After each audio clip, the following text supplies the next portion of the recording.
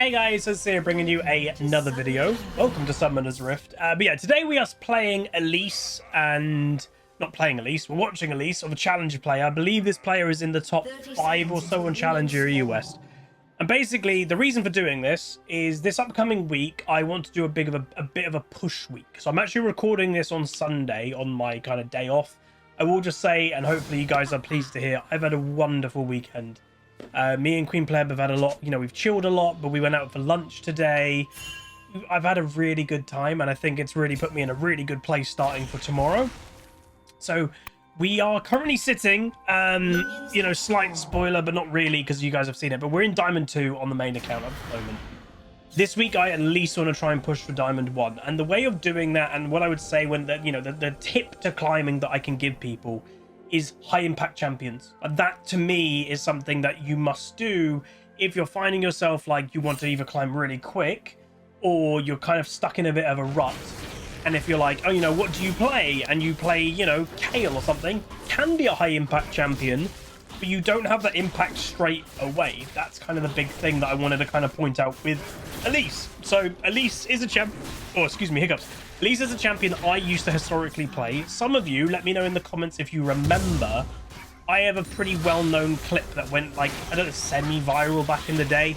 That I played Elise and I ganked top lane and I got a kill or assist in each lane basically in one sweeping play.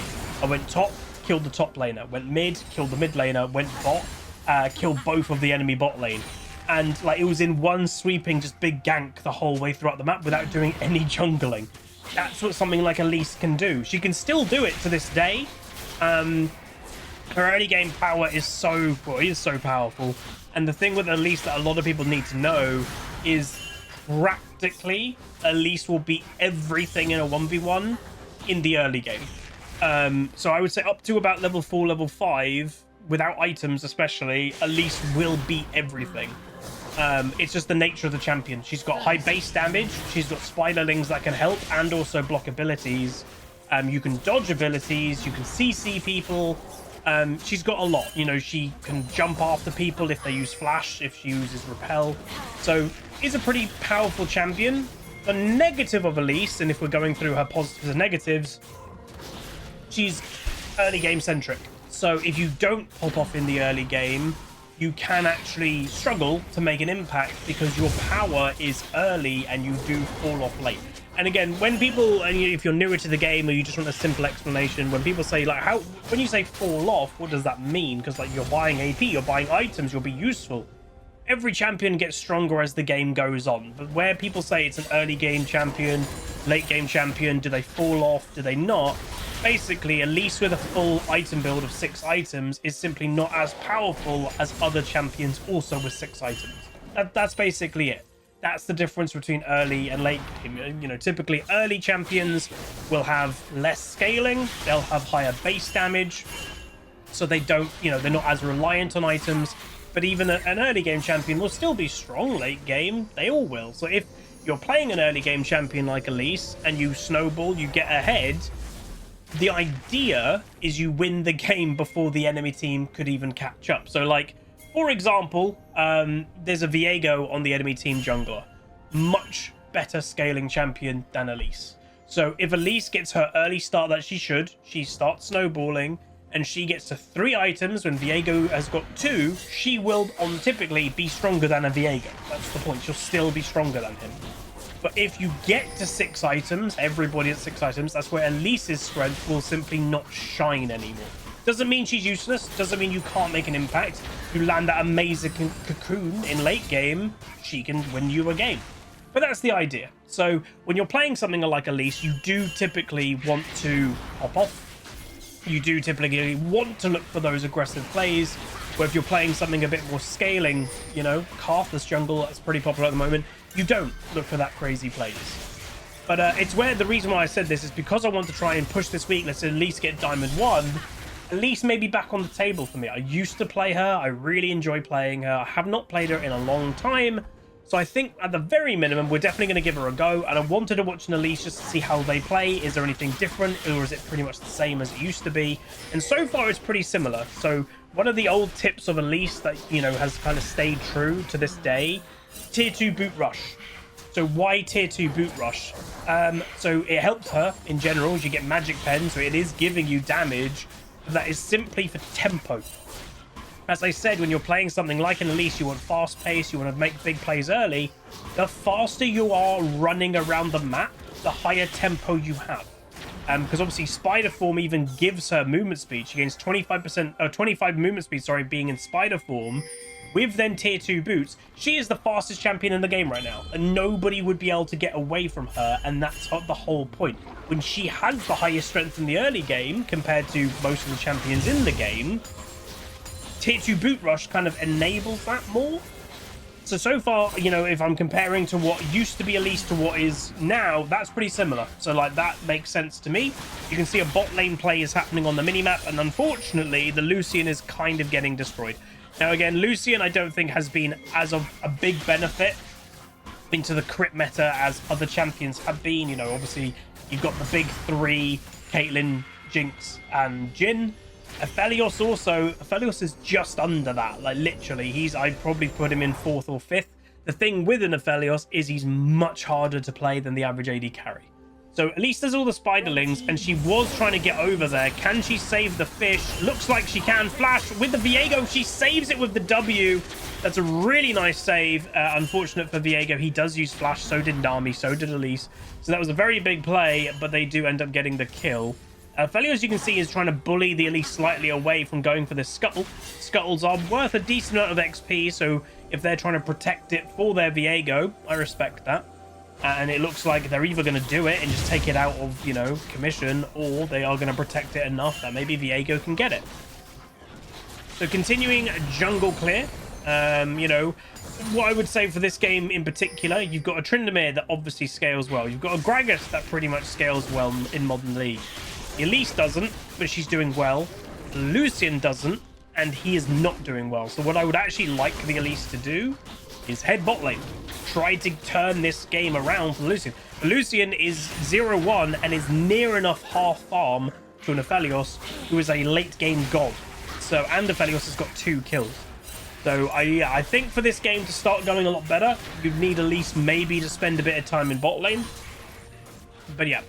Just to also mention 2 things to you all as well, if you are still watching, or 3 things I should say. First thing, if you haven't already, please do subscribe to my second YouTube channel. It's in the description right now. We're working on getting that channel monetized, and videos like this, my second video of the day, will be moving to Huzzy Extra. So it's to basically try to recover the main YouTube channel. I've always been advised it's not good to upload 2 videos a day. They basically make your videos compete with each other. So yeah, please go subscribe to that and watch any content you want. It's not yet monetized. We need like roughly 1,000 more watch hours, which will probably take a couple weeks depending how many people watch stuff. I might start even uploading a few League of Legends things on that channel already, just to kind of get people used to being League on there. So yeah, please do go subscribe to that. So that's one thing. Second thing, probably about midday on Monday. So I'm uploading this at technically midnight, which is Monday in UK. But of today, Monday itself, there will be a Gleam giveaway launched. And this is for my subathon that is happening at the end of the month. So you get to enter in various different ways and enter for prizes. One being like a Secret Labs chair, a HyperX microphone. We've got a bunch of prizes to give away. Elise going for it. Will get the kill. The Spiderlings. Very nice play there. So yeah, that will be happening. I'll be linking that probably in the video starting at 6 p.m. Obviously, that's on Monday. So yeah, feel free to enter that. And the winner, by the way, or some of the winners will be drawn during the subathon, which I believe is the 29th and 30th, I think, of June. It's the Saturday and Sunday, the last of June. And then thirdly, kind of attached to that, on starting today, Monday as well, we are going to be doing a new sponsor game. And obviously, as I've said to you guys, these sponsor games, they really help me in a major way. So if you are from the YouTube audience and you just want to help me out, the first stage of helping will be about half an hour worth of gameplay. So if if that sounds like something you can help out with, look out for the link. I'll be linking it in the next couple videos. I'd really appreciate that. But anyway, I thought I'd give those updates because nothing really major has happened with the Elise for a while. She probably is holding on to a little bit of gold. You can probably see, like, what's this? So this could be typing or waiting. So the thing with obviously challenger players, majority of them, whether you like it or not, Majority are most likely using a Professor kind of software showing the timers of everything. I've said before, I'm not a big fan of them because, like, I think it does take away from a bit of the skill of the game, personally. But when you're in Challenger, if you don't use an advantage that is available and it's legal, you are making it a lot harder for yourself at the top end of the game. You know, I think when, you know, you're playing in High Diamond or even Master, you can get away with not using this stuff. But when you're in Challenger, 90% of the players will be using one of them. Obviously, I'm affiliated with Professor. The link is down below. There's obviously Blitz.gg. Like, there's a bunch of them. They're, by the way, not bannable in Vanguard. They're completely above board. And basically, if ever you have a question of, like, what can you tell is either above board or bannable? If it is something that has an official partnership with the Riot API, it's legal. So anything, for example, on Overwolf, the software that hosts a lot of these things, they will be fine. They are an approved partner of Riot because they are given, like, access to the Riot API. In essence, it's that. So obviously there's a bit of a gray area when it comes to custom skins, so you have to be careful for that. I think someone has been banned, a content creator did get banned for using custom skins recently, so you got to be careful. So a little tip just to give you there, some people don't even know it. So in human form W, you can press the W, and when you go in spider form, when you use Q in spider form, it actually makes the W that you used in human form, meanwhile Elise died, it makes it launch onto the target that you're attacking as a spider. And basically what that you can do, you saw Elise do that there. Meanwhile, again, this play's not going too well. Can they recover it? Does not look likely. It's all 5 of the red team grouping up. Yeah, that is not good. Elise did go a little bit solo. You know, Tryndamere, I don't know where he was at the time. And yeah, blue team just seemed, red team just seemed a little bit more on it. You know, Lucian also got hooked, which is a bit rare for a Lucian. He's got inbuilt mobility. So a little bit peculiar. Another really good hook by Blitzcrank. Wow. Potentially they could look for a play here. Elise has spawned, by the way, so she'll be on her way back. I do think they should look for maybe a kill or two as a recovery. But yeah. But anyway, oh, they hooked the red, and Viego is doing it over the wall, by the way. So yeah, very aggressive is red team, and this is sometimes the bad thing, I will say, of playing something like Elise. So she's done good. She's 3-1. She's had a pretty good early game. But the problem is her bot lane has been destroyed. Tryndamere is a low impact mid laner, so he is all about, like, oh, I'll eventually be strong and I'll eventually scale, but his impact in the early game doesn't really exist. It's Tryndamere. Gragas is kind of similar as well. He takes a little while to get going, and he more focuses on disruption in the 1v1. So when your team has either low prio or aren't doing very well, it does impact you as an Elise. But again, it impacts you on most junglers. Like, even if you're playing Karthus, it will impact you playing Karthus or Brand or, you know, Viego even. You know, it's the premise of if your team aren't doing very good, you're kind of screwed as a jungler as well. And some laners don't get that, but trust me, as someone that does jungle, if you don't, the worst situation is arguably when you have, like, well, I'm not even going to say losing lanes, because arguably, you know, Gragas is winning lane here. Tryndamere, you could say he's winning lane, but the nightmare is when you have no pressure from your laners. And basically in this game, they have very little pressure. It's just awkward to achieve things. It's mainly awkward to achieve objectives, to be honest. So they're going to go for a dive, kill the tower first. They've got Tryndamere ult, so they have to wait this out. Tryndamere has his available. Silas is going to get away, but what I spoke about earlier, how would you get away from an Elise? So that is, again, right there is why Elises go tier 2 boots early. You can't get away. When she has repel, the only thing is just don't waste the repel early. Some do, and that's a mistake.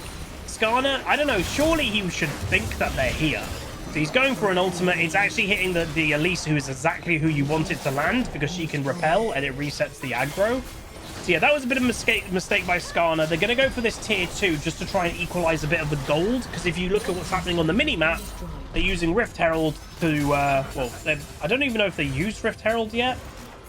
No, they haven't used it. They killed it, but they're not using it. What red team should be doing is they should be matching a tier 2 for a tier 2. The gold, obviously, you get from tier 2s is very high, so matching it is a smart idea. Elise is looking for it. Flank TP. Let's see what can happen here, then. So Viego's going to get away. Smite. Again, so the thing with smiting when people are inside, Oh my god, this is really bad from red team. Really bad from red team. They are just falling apart. They're all going as individuals, and now they're overstaying way too hard. Elise needs to walk forward, go for the repel. Helps get the kill. Flash onto the Aphelios. He dies too. Unfortunately, Tryndamere goes down without using his ultimate. And that would have been a collector proc, by the way. Collector would have just instant killed the Tryndamere. So he just couldn't react to it in time. But that's a really good recovery from blue team. So momentum is key. They saw, like, you know, a few plays. Elise came from a flank, a TP coming over, and, you know, arguably a bit of overstay from red team. So that was good. That was a really good recovery. Elise obviously very strong, being involved in 9 of the 13 kills. And you can see how her pressure is, even though, you know, having a very weak Lucian and stuff, her pressure is still so strong into what you'd probably say is now mid-game. It is. That's what Elise can do.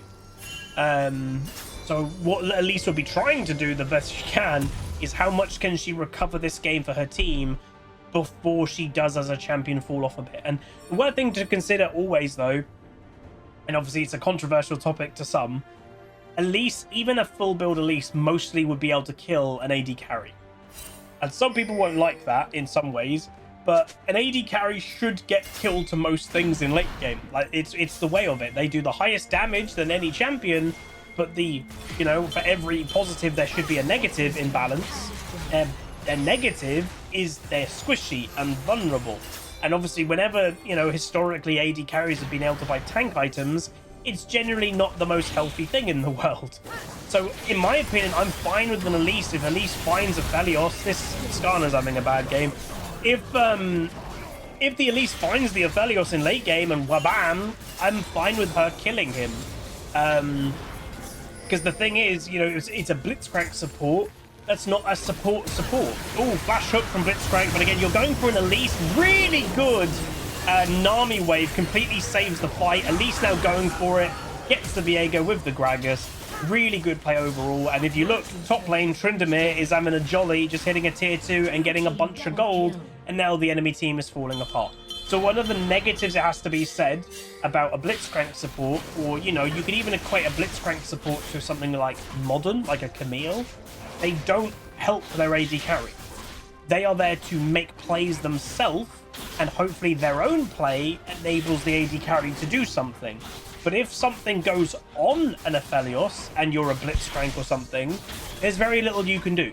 Like, that's the point. Is something like a Nami or a Soraka, like an actual enchanter, they are there to help and make their own AD carry stronger and heal their AD carry, empower their AD carry, and that's an actual support, you know, that's the difference. So in games like this, when you've got a Tryndamere, a Gragas, and a Elise that are all going to just try to dogpile onto that Aphelios, arguably a thing like Blitzcrank is the worst thing you can have. Thresh would be better if you want a hook champion, because at least he could lantern an Aphelios to safety. But typically, if you have an Aphelios, you want to pair it with something that can help him out, because he's such a hyper carry. But Blitzcrank doesn't really do that. So Elise gonna do some counter jungling. Obviously not as important at this stage of the game, because, you know, both junglers have got completed smites. Big play happening top lane. So that's, I think, all 5 potentially of the enemy team looking for a solo pick on a Gragas. Bit weird, because now they're going to lose a tier 2. Now they're going to lose a base tower for 1 kill on a Gragas. Like, if that translated into, hey, we kill Gragas and then we get Baron, great. But it's not going to do that. It's a Gragas top. So, bit weird play. Like, are they even going to get this tower? They might, and they even might not. That's the funny thing. Yeah, they're not even going to get that tower. So they literally just killed a Gragas. That's it. And now Silas looks like he's probably dead. Repel, obviously to close the gap, get vision, and there you go. So this Lucian is being recovered from the Elise plays. Remember, this Lucian was stupidly far behind the Aphelios. He still is 60 farm behind, which is terrible, but he is now managing to recover and kill. So even though historically, you know, Lucian's an early game champion, this is what I mean sometimes. Even early game champions, they can have good mid games. They can have good late games. But it's just harder. That's the thing. They don't typically scale as well, so it is harder for them to pop off in late game. So Skarner did die to Tryndamere. The build is Hollow Radiance first item. Obviously, that is probably more to be against a Gragas in lane than obviously a Tryndamere who's got 3 completed items, 1 being Infinity Edge. So yeah, a bit problematic. It is worth knowing, you know, people are saying, oh, Tryndamere mid. Yeah, look out for Tryndamere mid. Gragas gets killed. I think he got hooked. But yeah, look out for Tryndamere mid. Crit is still very, very stupidly strong. Tryndamere is historically the dumb crit champion, one of them. And basically, why it's so strong in mid lane is majority of mid laners, especially mages, do not have enough strength to stop a Tryndamere having a completely free lane phase. And even half the time, Tryndameres can kill mages quite easily. Tryndamere can tower dive them because mages are so ridiculously weak in the early game. And, you know, even though they scale with damage and everything, they are still really vulnerable in late game. Baron started. They had Vision of Viego over on Wolves, so they're giving Baron a go. There's a ward, though, that has been shown here, and I think they're just going to bail. So, again, this is still a, you know, they're winning. They're 8,000 gold ahead, but scaling-wise, they probably know they fall off. So, that on one hand, they look for a cheeky Baron, because, hey, we get outscaled probably. We have a Lucian and a Elise. We don't scale into hyper late game. That was a Skarner ult, and that missed. Get the Viego, he's the prio over Skarner, because again, if you kill the jungler, which they do, really good cocoon on the Silas, yeah, you now can go do Baron. But yeah, the 50-50 thought there, Nami gets hooked by Blitzcrank, is if we can sneak a Baron, fantastic. Oh, very nice, worth, and that is basically game. Tryndamere is at the freest game of his life, and yeah, at least high aggression from these two at this stage of the game equals kills.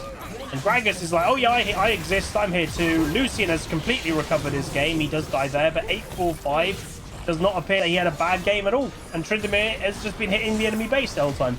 But as I was saying, completing the point, they're an early game-ish comp with 2 champs that fall off versus an enemy team that none of them fall off. If they can get a cheeky free Baron, the enemy team don't, it's fantastic. That's why immediately when the enemy team notice, they just leave, because it's too high risk. Do not risk a 50-50, because if Viego got that Baron, then that puts probably the highest scaling team now in a priority having Baron buff. So overall, a really good game. What I quickly might try to do actually is pause it. I didn't go over runes, so just say Electrocute, Cheap Shot, Zombie Ward, Treasure Hunter, so again, a lot of gold income tempo, Alacrity, Cut Down, and attack speed, ability power, and health based on level. So there you go. Hopefully you guys enjoyed. If you did, do throw a like on it, throw a comment, throw a subscribe. I'm looking forward to this upcoming week, and I'll see you guys next time. Peace. Call down!